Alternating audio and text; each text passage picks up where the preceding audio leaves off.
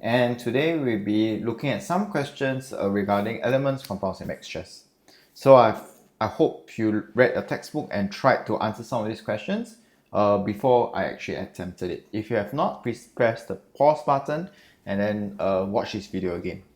Alright, so there's some difference between an element and a compound. So just to refresh, element and compound, they are both pure substances. So elements contain only one type of atom. So things like this, these are elements, they all contain only one type. But compounds contain more than one type. Okay, so if you have two different colors like that, or even something like this, these are all compounds. More than one type of atom, but elements is only one type. Now, for compounds, the difference between compounds and mixtures. So compounds cannot be separated by physical methods. They can only be separated by chemical processes, such as heating, electrolysis. But physical mixtures can be separated by physical methods, such as filtration, distillation, heating up to boil, and all this stuff.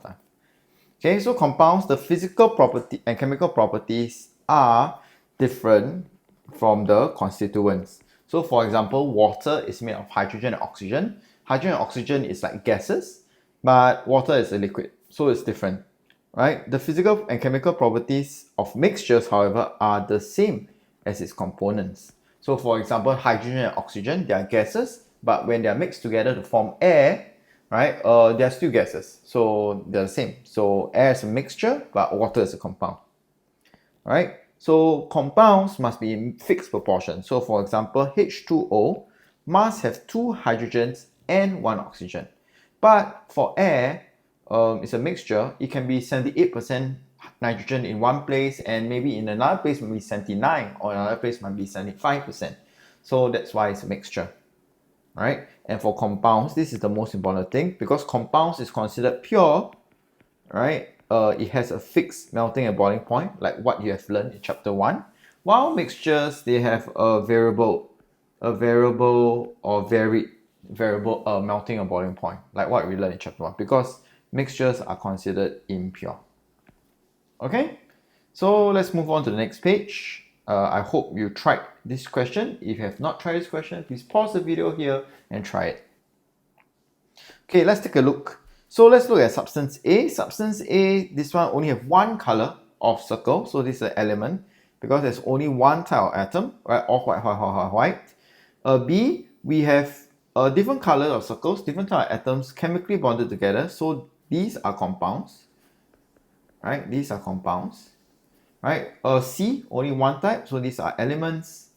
D, over here we have a compound, right? Over here we have an element, but because they're not joined together, so this is actually a mixture of elements and compounds. Same thing as this. This is an element, this is a different element, right? But they are not combined together, so they are mixtures. Now this one is a very interesting thing, and you must remember, this one is an alloy. It's a mixture. The different atoms are not bonded together. So let's take a look. Diatomic. Diatomic means 2 atoms. Which one of the following contains an element that has 2 atoms? So you can see that this is A, right? A gaseous element. So let's find element. So that's A2, right? It's gaseous. It's moving around. But it's a mixture. So then that's E. Okay, a single compound. That's B. A mixture of a compound and element, so there's a compound here, and there's an element here, so that's D. A pure solid, so the particles are closely packed, so that's C. And an alloy, and that's F. Okay, so that's F. Alright, let's try the next one. So a series of true and false questions. If again you have not tried this, pause the video, and then once you're done, come back together. Okay, let's look at the first one. A mixture can be separated into its parts by physical methods. Yes, that's true. Right? A chemical reaction is not always needed to split a compound to simpler substance. That is false. A compound must always be split by chemical reaction. Okay, chemical changes take place when a mixture is made. This is false. Mixtures just need to be mixed together physically. Right? Next one, when a compound is made, a chemical reaction must take place. That is true because a chemical bond must occur, right, to join two of them together. Right, E, a mixture can be made by mixing elements of compound in any proportions. That's true. There's no fixed proportion over here. A compound does not have a property of its elements. That is true. Water does not have the same property as hydrogen and oxygen, which is what is made out of. G, changing a substance from liquid to gas always involves a chemical reaction. This is false. We know that this is boiling, and boiling is not a chemical reaction. Okay, next, compound always contains its element in fixed proportion by mass. That is true. There's always a fixed proportion in a compound. Chemical reactions are always accompanied by heat exchange. That is true. Heat must be taken in or given out.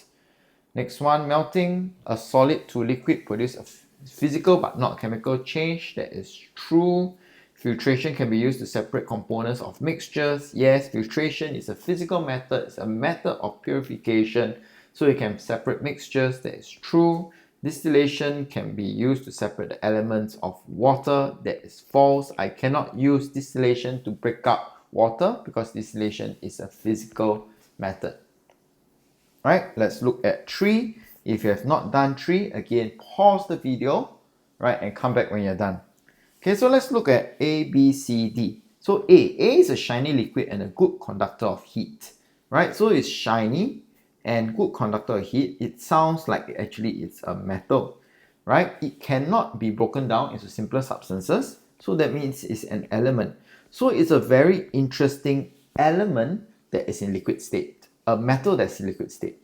Next one, B is a colorless gas that can be made by heating two substances together. So this heating seems to be some sort of chemical reaction. So I think this B seems to be a compound, right? I think A seems to be an element, B seems to be a compound because I need to heat two things together to get B. C, a solid is made by heating two elements to a compound. Oh, it's already sounds like a compound already, right? I heat two elements together and it's the same property. So sounds like a compound to me. D, a yellow solid is a poor conductor of heat, cannot be broken down to simpler substances. So this, again, simpler substances sounds like an element, right? So which substances are compound? I guess this is B and C. Which one is an element? I guess that is A and D. Which elements are metals? So it seems like a good conductor. So A, and then poor conductor, this is D. Oh, sorry, no, this is not E, this is D. Okay, so we have practiced some questions and I hope you understood element compound mixture better and I hope it has helped you. All right, all the best. Bye-bye.